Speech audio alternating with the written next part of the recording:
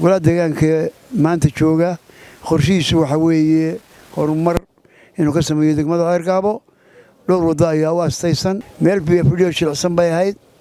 dib badan bay nagu keentay ugu dambeyn injineerka sameeyay wadada kale bundada Cali Umar Xasan oo wadada dhinaca nuure ka xigta sameeyay ayaa nagu yeernay iminka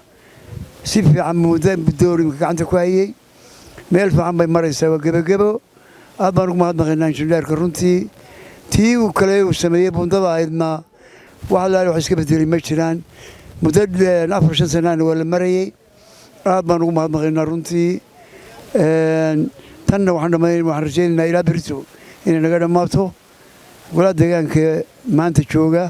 qorshihiisu waxa weeye horumar inuu ka sameeyo degmada Ceergaabo dhowr wada ayaa u astaysan insha Allah taala way doonayaan inta aanu sanadku dhamaan inay dib u bilaabaan aan rajaynaynaa inay dhowr kiiloomitir